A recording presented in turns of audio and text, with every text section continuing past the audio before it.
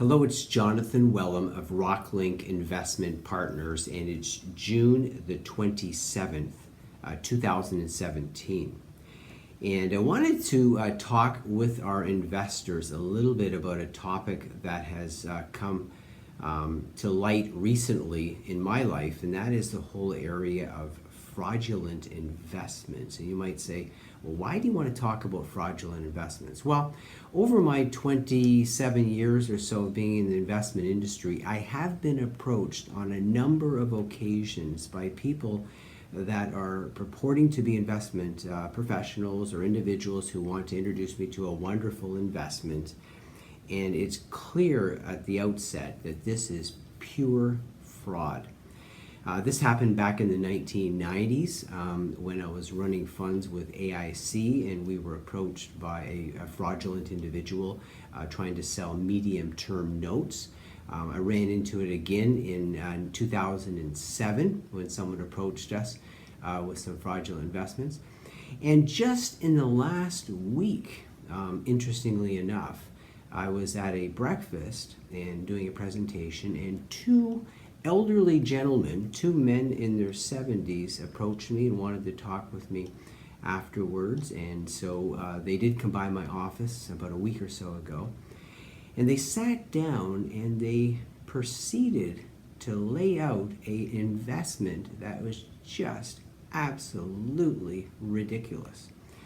And so I want to walk you through a little bit of a framework on how you should look at different investments. If people are going to come up to someone like myself who's an investment professional and try to rip me off, I'm very concerned about our investors in general being approached, but just putting a framework out there that might be helpful in terms of how one would at least have some type of analysis to look at an investment to see, does this make any sense? So what I'm going to do is cover off 6 areas very quickly, and the slide that's up right now, it lays out the 6 points that I want to talk about. I want to talk about, first of all, the trustworthiness of the promoters.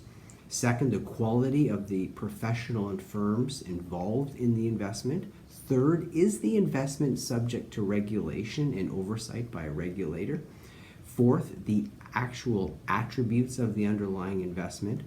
5, the expected return on the investment. Many times, in fact, all the times I've been involved in anything that has appeared to be fraudulent, the investment returns are just off the charts that they're talking about, which is a good indicator of problems. And then the time to closing. How rushed is the investment? So let me just talk a little bit about each of these points, and I will make reference to the investment that was swung my way just recently, just to give you a flavor of sort of how to look at an investment like this. So first of all, the promoters. Who's sitting in front of you? Who are these individuals? And so I just put down on the slide to do with promoters, the second slide, ask for a copy of their resumes. Know who you're dealing with. Check their references. If you don't know the individuals, check their references. And third, go on Google and do a search. You'd be surprised at what comes out. The individuals who are sitting in front of me, it's interesting that really for the last 12 years they've done nothing. They've almost sort of been absent from anything. And so it's interesting when you see that they're sitting in front of you, but there's big gaps, if you will, in terms of their career. Second, when you're looking at these investments, you want to look at the professional firms that are involved in the investments. And so the slide that goes up in front of you now just looks at the different professionals, because if you're going to look at an investment, who's the legal firm that's involved? In the case of the investment I was approached with, it was just a single, the name that was given anyways, a single proprietor. When you look the person's name up, there's not really anything overly positive about this person that comes up. Look at the accounting firm. Who's involved in terms of the accounting firm? Is this a major accounting firm? Are there audits being done on the investment? Has someone signed off on the investment? The underwriter. Who's the investment firm behind it? In the case of the investment that I was approached on recently, It was just a small little firm that was even hard to locate, sitting out in Granville Street in Vancouver. And I'm telling you right now, there's some very good firms on Granville Street, but there's also some very risky firms on Granville Street. This is really ground zero for a lot of the raising of money for the mining industry, and very risky assets. So concerned about that. Then the bankers, what bankers are involved? How's the money going to flow through the system and so on? So that would be the second area. The third area to look at is regulation. What's the jurisdiction of the investment? Is it a jurisdiction that recognizes the rule of law? Has the product been reviewed by a regulator or subject to an occasional review? Beware of promoters that are actually outside your country. In the case of the individuals that came in and talked to me, the key person involved in this investment is on the other side of the world. I have to phone them. And you're thinking, this is crazy. I don't want someone who's in a faraway country that I'm going to deal with, right? The next point would be the underlying investment. This is critical. If you're going to make all this money, it's going to be a wonderful investment. What is the investment? Does this investment make sense? What's the investment strategy? What's the risk profile of the investment? Who's executing the strategy? Do they have a track record that you can look at? Believe it or not, the investment that this group brought to me was trading in Vietnam currency, the currency called the dong of all things. Now, it's hard not to refer to it as ding dong if you were to invest in one of these things, but the whole strategy behind this was some unique strategy of trading the dong over the years, and some kind of strategy that's in cahoots with some central authority supposedly in Vietnam. Even though you can't use the dong outside of Vietnam, it doesn't give you any foreign exchange, it's not useful outside the country. Somehow this is going to be a wonderful investment. It's going to create all of this wealth by trading in Vietnamese dong. Well, this is obviously crazy.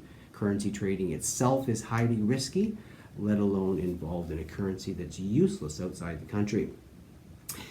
The next item, the fifth item, is the expected rate of return. This is where it always gets interesting with fraudulent investments. And so when you think of expected return, are the return expectations reasonable? Is there an implicit guarantee of a rate of return? Because in most of these cases, they'll try to sucker you in with a guaranteed return that's really high. Is the return commensurate with the risk of the investment strategy? Now, believe it or not, these people said that if I were to invest $800,000 US, in 7 days, that $800,000 would magically become $5 million. Now, you gotta stop for a second.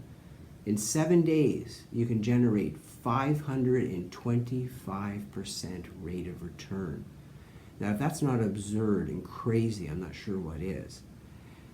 But if you think about annualizing that, if you were to annualize that rate of return, in other words, there's 52 compounding periods in a year, because 52 times 7 will get you pretty close to your 365 days.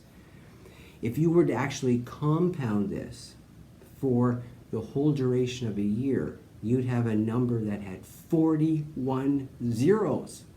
The whole global economy is only worth $76 trillion in terms of annual production. That's 12 zeros.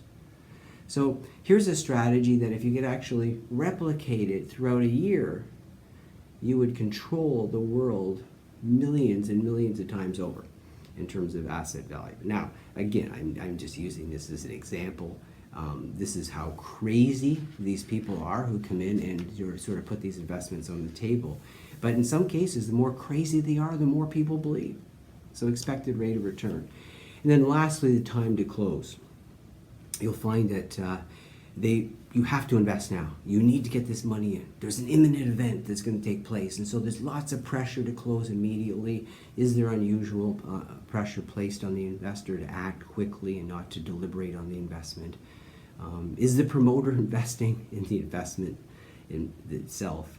at least these guys were honest and said they weren't investing in the investment, which I found quite interesting. So there you have it. There's some points. I really want to encourage people when they're making investments, when people are approaching. There's a lot of dishonest people in the world. Be careful. Have a grid. Talk to as many people. Talk to professionals. Don't just get pulled into a conversation by individuals who have the gift of the gab and are completely dishonest. So I wanted to use that as an example for you because it just happened this week, came into my office, and I want to just make sure that all of our investors are wise and prudent and very careful where all of their money is going. And certainly at Rocklinc, we are analyzing investments diligently and very, very carefully, and trying to generate just solid rates of return commensurate with risk with full disclosure. So hopefully that is helpful to you, and have a great summer. I'll be back with some more videos. It's been a good first half of the year. Generally speaking, we've scored very well in terms of our investments, and we're looking forward to the second half. Thank you very much. Bye now.